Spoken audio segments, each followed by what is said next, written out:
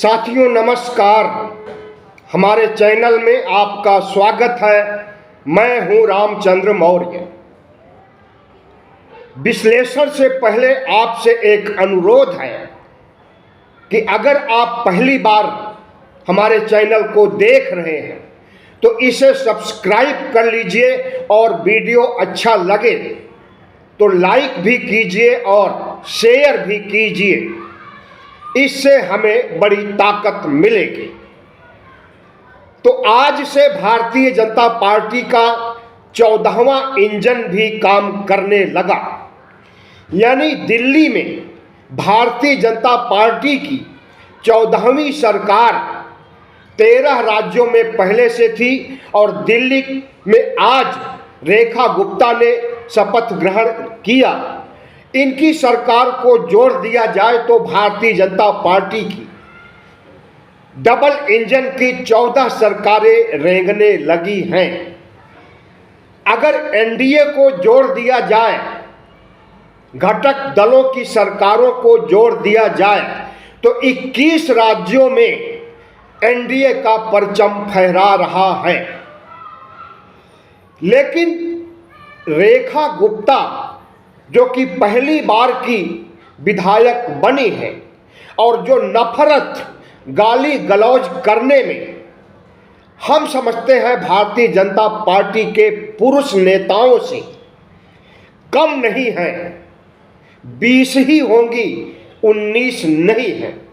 Social media पर सुबह से क्या कल शाम से जब से इनकी नाम की घोषणा हुई है उसके बाद से सोशल मीडिया पर, यूट्यूब चैनल पर, एक्स पर, इंस्टाग्राम पर, फेसबुक पर खुदाई करके तमाम ऐसी इनकी पोस्ट निकाली जा रही है जिसमें गाली गलौज करते हुए एक नफरती नेता के रूप में चिन्हित की गई हैं। 2016 में इनका ट्वीट था अरविंद केजरीवाल के लिए जो कि बहुत ज़्यादा वायरल हो रहा है। 5 अक्टूबर 2016 को ट्विटर पर ऐसी अभद्र टिप्पणी है जिसकी चर्चा करना भी हम समझते हैं कि गुनाह होगा। लेकिन इशारों में समझ लीजिए कि केजरीवाल की मां को गाली देने का काम किया गया था। कहा गया कि केजरीवाल की मां ने पैदा करते समय वीडियो नहीं बनाया, अपनी मां की औलाद है ही नहीं केजरीवाल, इसलिए यह अपना जन्मदिन नहीं मनाता है। अब इसके आगे कुछ बोलना गुनाह होगा। हमारे लिए भी, आपको सुनने में भी हैरानगी होगी। रामवीर बिधूड़ी जो संसद भवन में एक मुस्लिम सांसद को गालियां दिया था, अनुराग ठाकुर गोली मारो सालों को, प्रवेश वर्मा जो मुसलमानों के प्रति नफरती भाषण देता रहा है, तमाम ऐसे नेताओं से कहीं आगे रेखा गुप्ता का नाम सामने खुल करके आ रहा है। और इतना ही नहीं, प्रधानमंत्री नरेंद्र मोदी ने अभी थोड़े दिनों पहले अमेरिका की यात्रा किया था और अमेरिका की यात्रा से पहले अमेरिका ने एक रिपोर्ट जारी की थी जिसमें नफरती भाषण देने के मामले में, हेट स्पीच दे करके नफरत फैलाने के मामले में नरेंद्र मोदी दूसरे नंबर पर और सबसे पहले नंबर पर योगी आदित्यनाथ। 2024 के लोकसभा चुनाव में योगी आदित्यनाथ ने 86 भाषण दिए और इन सब में नफरत फैलाने, गाली गलौज, हेट स्पीच का परिचय दिए जिसका संज्ञान यहाँ की मीडिया नहीं ले सकी लेकिन अमेरिका की मीडिया ने लिया। और वह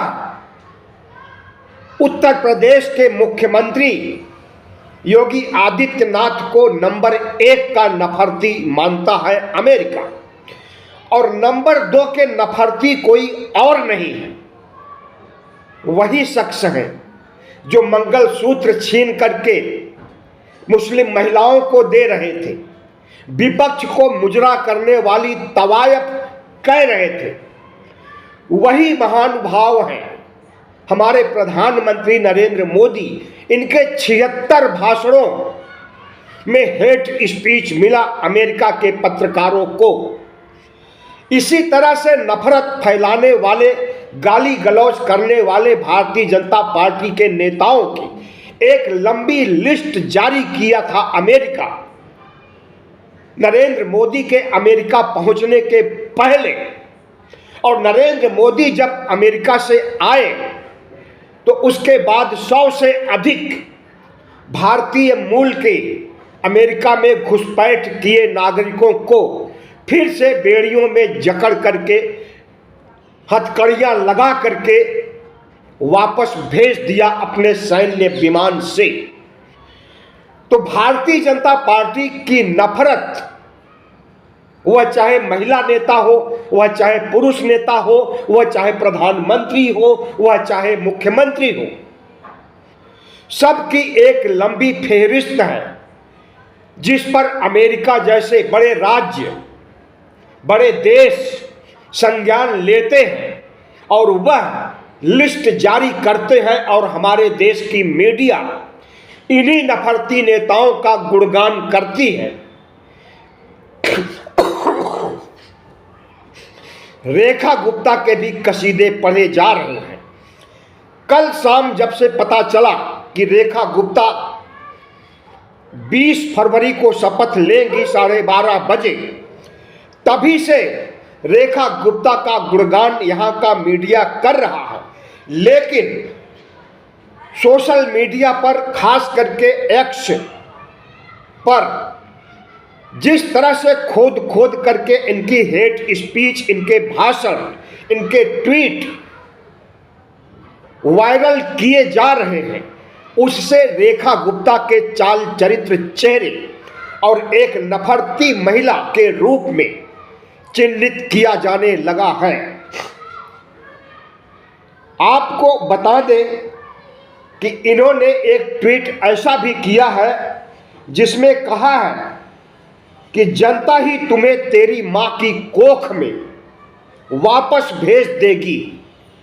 अरविंद केजरीवाल के बारे में कहा गया है रेखा गुप्ता के द्वारा। तो इससे ज़्यादा पढ़ना हमारे बस की बात नहीं है। बहुत से ऐसी हेट स्पीच, गाली गलौज रेखा गुप्ता के हैं जिसे संज्ञान में नहीं लाया जा सकता, पब्लिक डोमेन में लाने में भी शर्म आती है। प्रधानमंत्री नरेंद्र मोदी हेट स्पीच हिंदू मुस्लिम करके कोई भी चुनाव जीतने में कामयाब हो जाते हैं, और जब चुनाव आयोग का वरद हस्त प्राप्त होता है तो हारते हुए चुनाव को भी जीत लेते हैं। चुनाव आयुक्त की भी नियुक्ति 2 दिन पहले कर दी गई।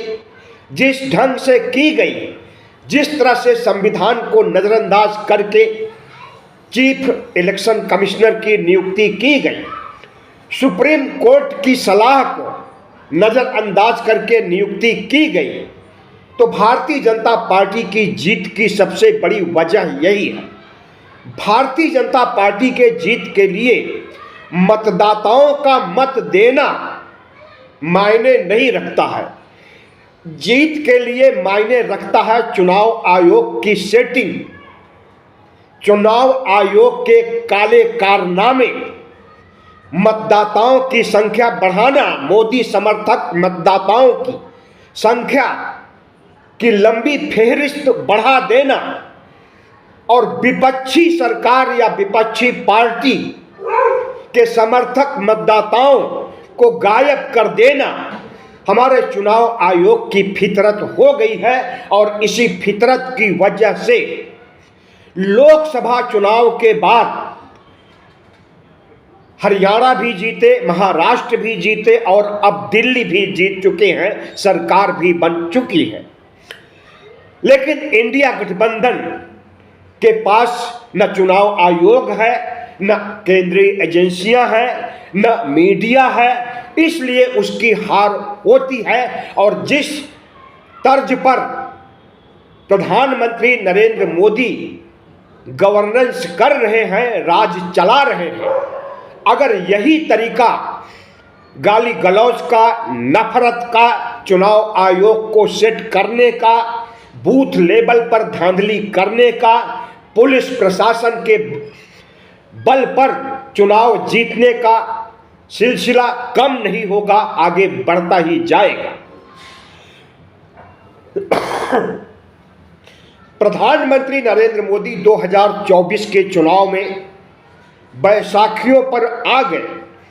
उसके बाद उन्होंने हिंदू मुस्लिम ध्रुवीकरण या धर्म के आधार पर वोट मांगने का काम तो जारी रखे ही, बल्कि इन अनैतिक अनुचित गतिविधियों में चुनाव आयोग को ला करके, चुनाव आयोग को सेट करके चुनाव जीतने का जो कीर्तिमान स्थापित कर चुके हैं, आगे भी करते रहेंगे। और जिस तरह से किसी नफरती नेता को, वो चाहे पुरुष हो, वो चाहे महिला, उसको प्रधानमंत्री जी मुख्यमंत्री पद पर नवाज रहे हैं और उसके पिछले रिकॉर्ड को अच्छी तरह से देख समझ करके ही उसे मुख्यमंत्री बना रहे हैं, तो दिल्ली की जनता भी समझ रही है। दिल्ली की जनता ने दिल्ली मॉडल पर गवर्नेंस अरविंद केजरीवाल का देखा है और लगभग 11 सालों तक केजरीवाल के दिल्ली मॉडल को सामने रख करके अरविंद केजरीवाल को जिताने का काम किया है। लेकिन जब मतदाता वोट दे और वह वोट पड़े ही नहीं या फिर धांधली करके मोदी समर्थक मतदाताओं का बाहुल्य कर दिया जाए, तो ऐसे में चुनाव कौन जीतेगा, आप अच्छी तरह से समझ सकते हैं। तो भारतीय जनता पार्टी ने दिल्ली चुनाव जीतने पर दिल्ली विधानसभा में 48 सीटें पाने पर आज अपनी सरकार तो बना ली, रेखा गुप्ता को मुख्यमंत्री बना दिया। लेकिन रेखा गुप्ता को क्या इस दिल्ली की जनता लंबे समय तक झेल पाएगी? और रेखा गुप्ता के सिर पर कांटों का ताज अगर पहनाया गया है और उन्होंने बखूबी हंसते मुस्कुराते ठिठोली करते अगर ताज को धारण कर लिया है, तो यह ताज कब तक बरकरार रहेगा, कुछ नहीं कहा जा सकता है। दिल्ली की जनता अरविंद केजरीवाल के सुशासन या गुड गवर्नेंस के तहत लाभकारी योजनाओं का लाभ लेने की आदी हो चुकी है और अरविंद केजरीवाल के सभी लाभकारी योजनाओं को आगे बढ़ाने का काम, रोकने का काम नहीं, आगे बढ़ाने का काम करने का वादा प्रधानमंत्री नरेंद्र मोदी ने दिल्ली के तमाम भाषणों में कर चुके हैं। इसलिए इन्हें दिल्ली मॉडल जो केजरीवाल ने स्थापित किया है, उस दिल्ली मॉडल को तो चलाना ही पड़ेगा। यानी केजरीवाल जो सुविधाएं दे रहे थे वह तो देना ही पड़ेगा। उसके अलावा जो इन्होंने घोषणा कर दिया है कि 300 यूनिट तक बिजली फ्री दी जाएगी, केजरीवाल के समय में 200 यूनिट था। केजरीवाल ने 2100 रुपए हर महिलाओं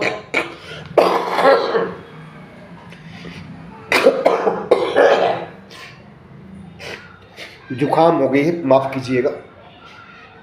तो केजरीवाल ने 2100 रुपए देने का वादा किया, प्रधानमंत्री नरेंद्र मोदी ने 2500 रुपए देने का वादा किया।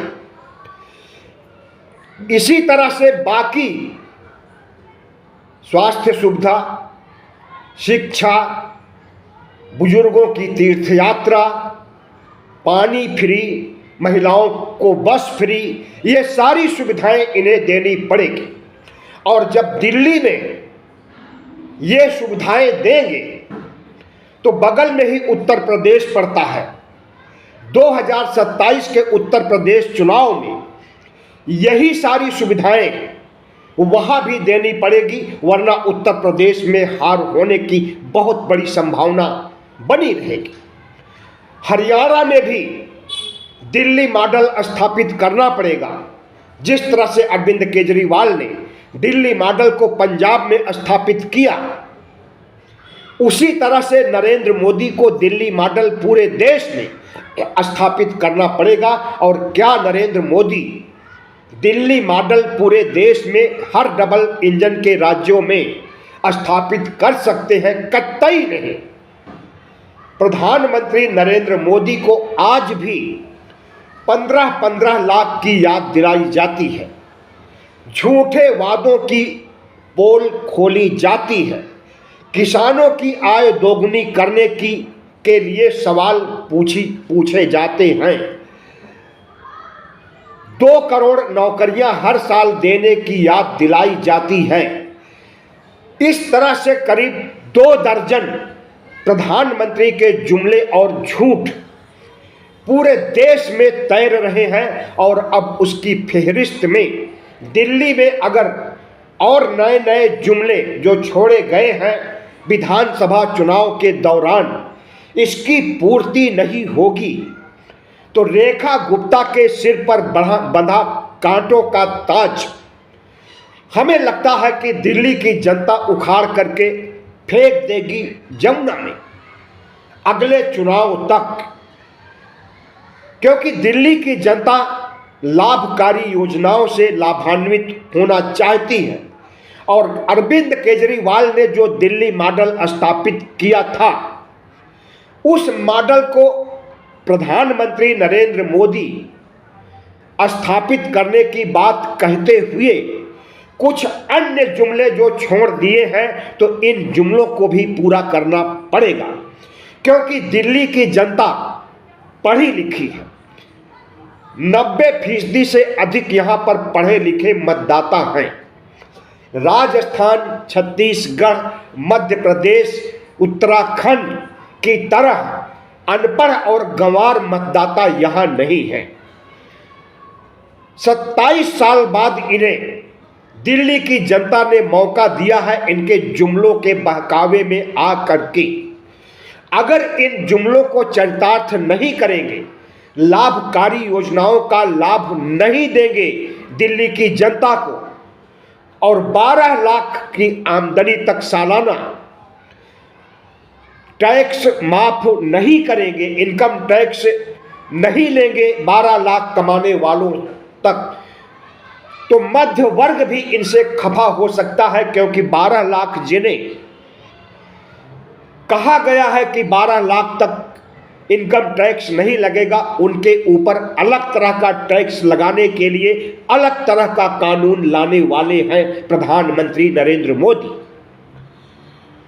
तो भारतीय जनता पार्टी के चाल चरित्र चेहरे इनके छलावे में आ करके अगर दिल्ली की जनता ने इन्हें वोट दे दिया है और रेखा गुप्ता की ताजपोशी कर दी गई है।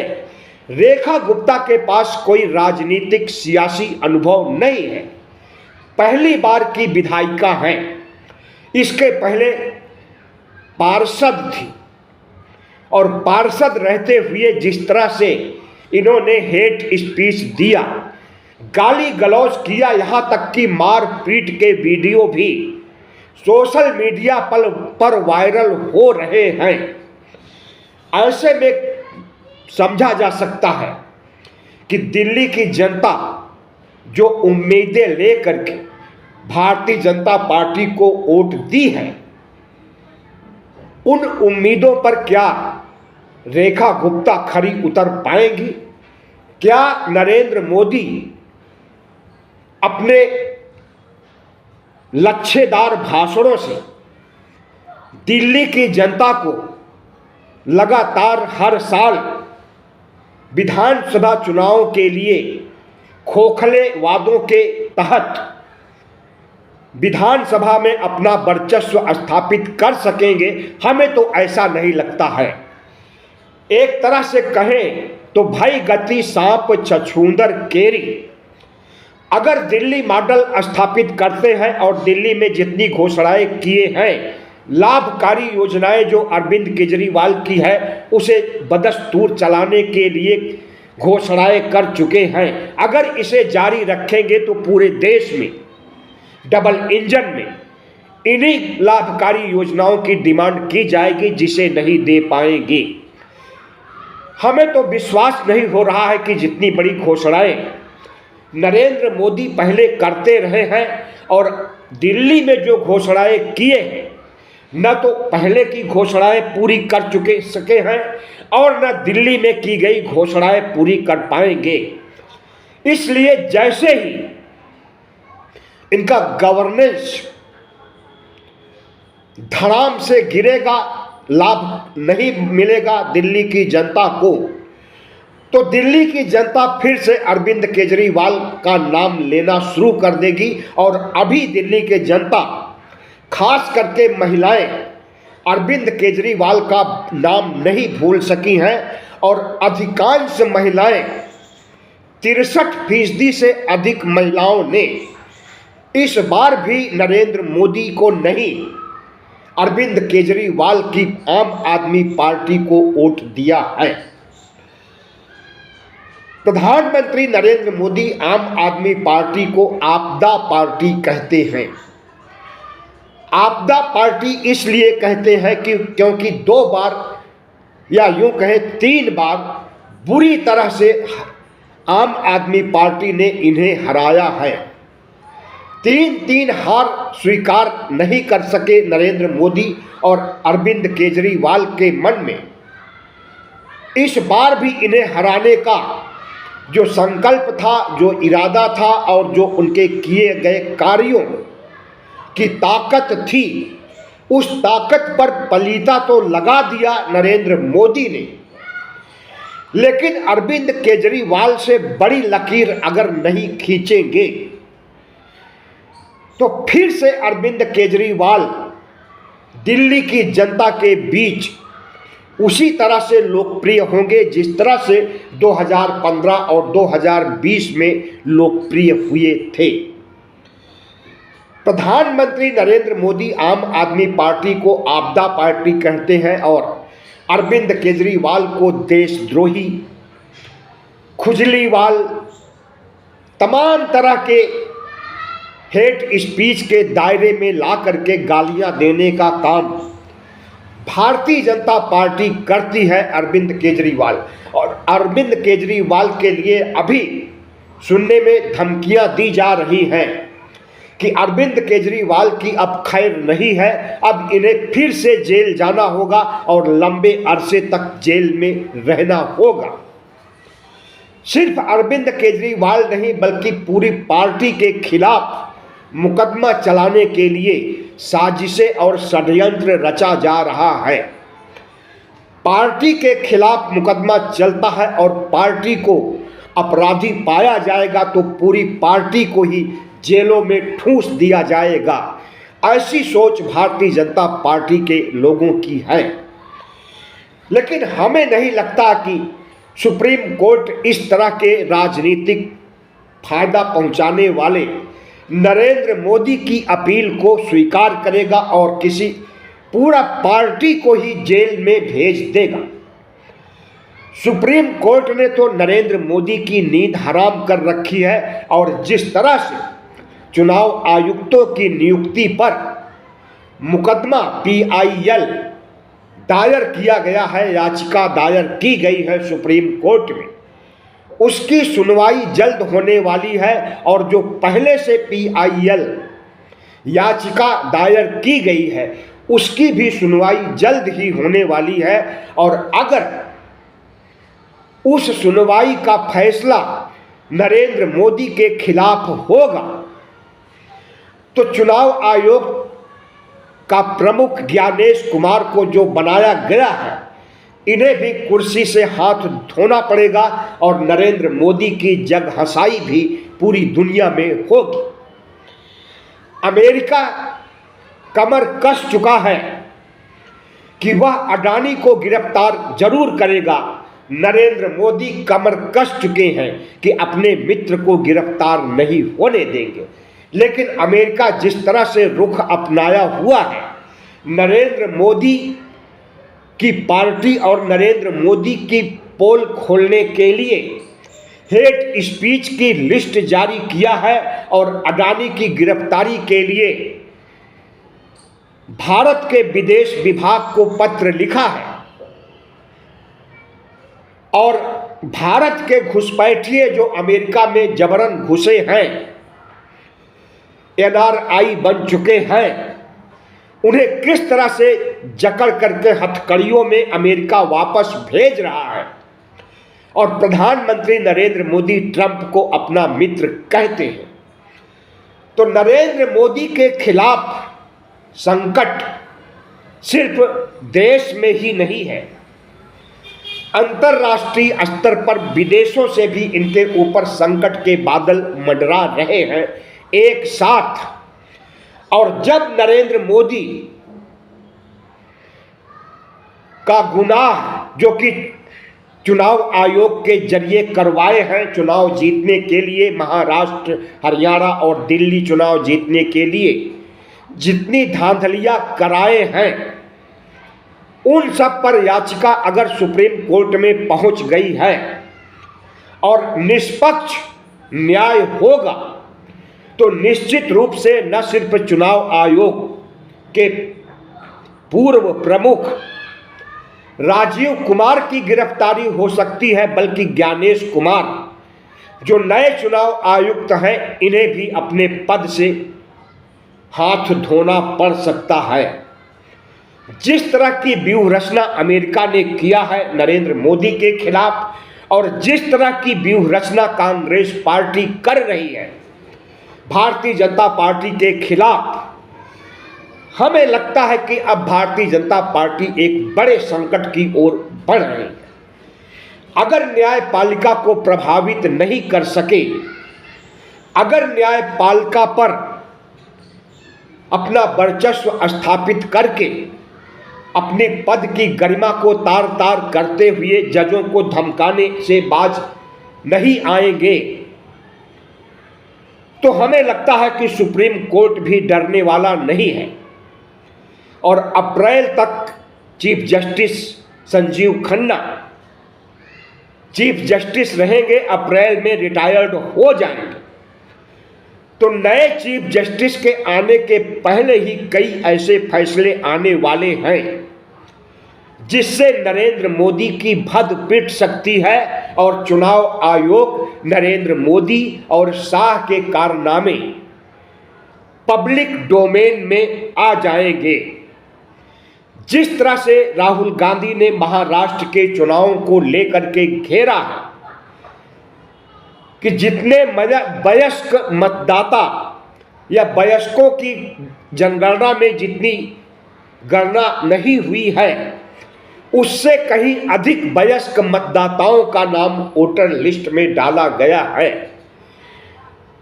तो ये वयस्क मतदाता कहां से बढ़ गए और इनकी तादाद थोड़ी सी नहीं है, 70 लाख के आसपास है। और इन्हीं 70 लाख मतदाताओं के बल पर नरेंद्र मोदी अगर महाराष्ट्र को फतह कर सकते हैं और बढ़े हुए मतदाताओं के आधार पर हरियाणा जीत सकते हैं, दिल्ली जीत सकते हैं, और इसका खुलासा अगर कोर्ट में हो जाता है सबूत के साथ, कांग्रेस नरेंद्र मोदी की पोल पट्टी, चुनाव आयोग की पोल पट्टी खोल देती है, तो नरेंद्र मोदी के बुरे दिन शुरू हो जाएंगे। और याद रहे 17 सितंबर 2025 को प्रधानमंत्री नरेंद्र मोदी 75 साल के होने वाले हैं। अपने ही बनाए गए नियम और कानून के तहत उन्हें मार्गदर्शक मंडल में जाना पड़ेगा या फिर यह कहना पड़ेगा कि मार्गदर्शक मंडल सिर्फ आडवाणी, वाजपेयी, मुरली मनोहर जोशी और तमाम अन्य वरिष्ठ नेताओं के ऊपर लागू होता है, लेकिन वह प्रधानमंत्री नरेंद्र मोदी के ऊपर लागू नहीं होता है, तो पार्टी में भी इनकी फजीहत होने वाली है। जिस तरह से राहुल गांधी ने संविधान की कॉपी लेकर के ओबीसी, एससी, एसटी के बीच अलख जगाने का काम किया है, अगर ओबीसी मतदाता के दिमाग में आ जाएगा कि उनका हक अधिकार छीनने के लिए उनकी गणना तक नहीं कराई जा रही है, तो नरेंद्र मोदी के लिए फिर अगला चुनाव जीत पाना, चाहे वो मध्यावधि चुनाव हो और चाहे वह 2029 का लोकसभा चुनाव हो, असंभव हो जाएगा। तो रेखा गुप्ता के सिर पर जो ताज है, वह ताज कितने दिनों, कितने महीनों तक रह पाएगा, कुछ नहीं कहा जा सकता है। मुख्यमंत्री को गवर्नेंस के आधार पर बदला भी जा सकता है, और जो घोषणाएं प्रधानमंत्री नरेंद्र मोदी ने फ्री बीज की, फ्री रेवड़ियों की है, अगर उसे देने में असफल हुए तो फिर से 27 साल के लिए भारतीय जनता पार्टी को दिल्ली की जनता हराने के लिए कमर कस लेगी। बहुत बहुत धन्यवाद। चैनल को सब्सक्राइब कीजिएगा, लाइक कीजिएगा और शेयर कीजिएगा।